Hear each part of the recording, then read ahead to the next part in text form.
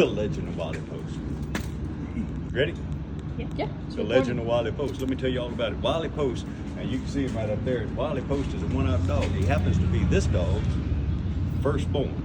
He was the only one that lived out of that litter, and he was born with one eye. Had to make sure I had the right eye. He was born with one eye, and I named him Wiley Post. Now, the reason I named him Wiley Post is because I knew of a fellow one time in the 1920s and 30s that just had one eye, named Wiley Post, and he was our very first astronaut. But he didn't start out there. He started out training for World War I. He was going to be a communications expert.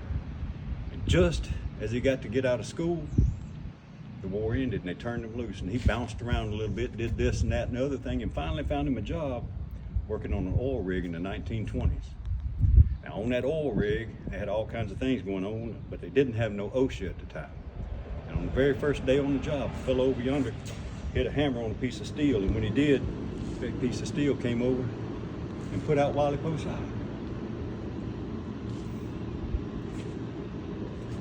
He settled with the oil company, and they said, "What are you going to do?" And Wiley said, "Well, I'm going to fly airplanes." He says, "You only got one eye, nobody will teach you.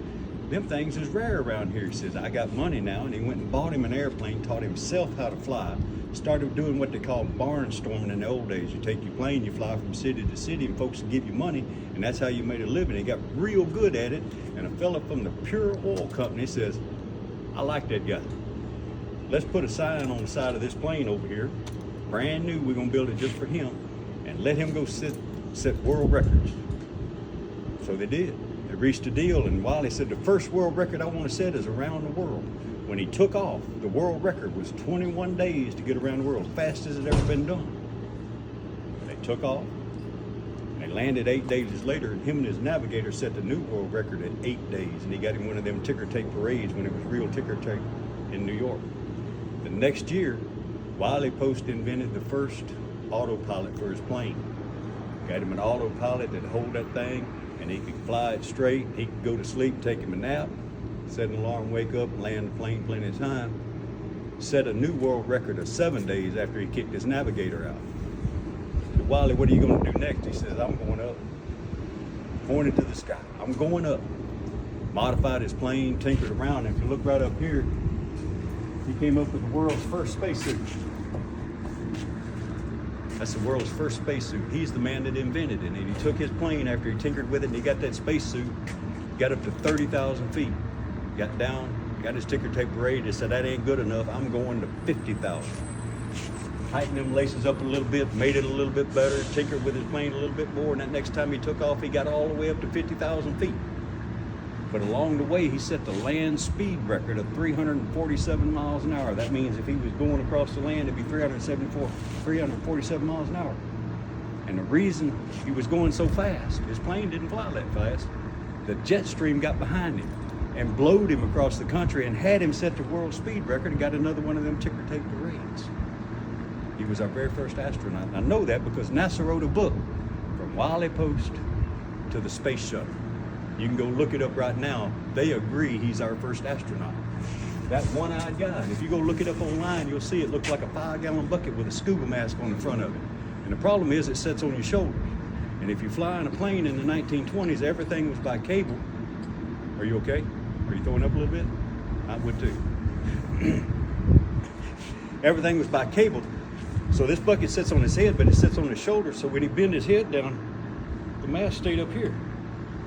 And he couldn't see his feet. He couldn't see all the controls in the plane he was flying to get to 50,000 feet. But none of that's why he's famous. I know you've heard of a fellow by the name of Will Rogers. Will Rogers was very famous for going around the world. What he'd do is he'd take the local paper and he'd stand up there and he'd go, "I only know what I read in the papers." And 2 hours later, everybody left out of there laughing at their fool self, and all he was talking about was what they wrote in the papers. Went around the country, ran around the world, talked to the Queen of England even. And him and Wiley Post were like this, best buddies. They set out to have an adventure. We're going to Alaska. Wiley says, "I know just what to do. I'll put pontoons on that there plane. We'll go to Alaska, we'll land on the lakes, and we'll do all that, and we'll have a time in the 1930s. We'll have the biggest time of our life." Two best friends. got time to go, and the pontoons he ordered for the plane didn't come in, so he had to borrow a set.